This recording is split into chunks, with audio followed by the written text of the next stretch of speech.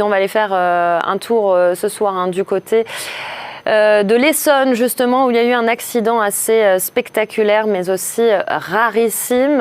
Justement, c'est une voiture qui est rentrée en collision avec un train en pleine voie. Les occupants du véhicule ont juste eu le temps de s'échapper avant le choc. La collision a eu lieu à 400 mètres de la gare d'Hyères. C'est là où tu te trouves, Thibaut Cordier. Alors, est-ce que tu en sais plus sur les circonstances de cet accident ?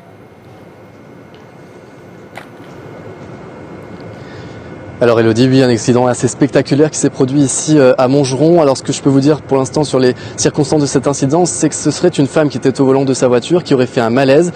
Elle aurait traversé le grillage et se serait retrouvée sur les voies du RERE. Alors le train a encore roulé sur 400 mètres avant de finalement s'arrêter. La victime donc s'en est sortie indemne peu avant le choc. Elle a été prise en charge par les secours. Elle n'est pas blessée mais fortement choquée, vous l'imaginez, par cet accident très spectaculaire, très rarissime comme vous l'avez dit. À bord de ce train se trouvait aussi 400 voyageurs qui ont pu être évacués par les secours, des secours qui sont arrivés très rapidement sur place un peu après cet incident.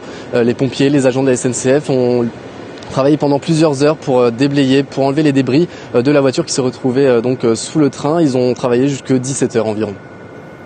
Et Thibaut, alors on sait la circulation du RERD a été fortement perturbée cet après-midi. Quel est un peu l'état du trafic à l'heure actuelle? Est-ce que ça va un peu mieux?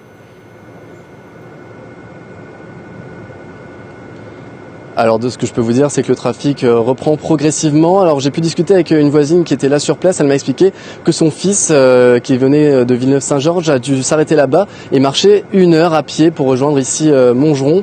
Donc des conditions de trafic très compliquées. Le trafic restera encore fortement perturbé entre Ory-la-Ville et Melun jusqu'à la fin du service.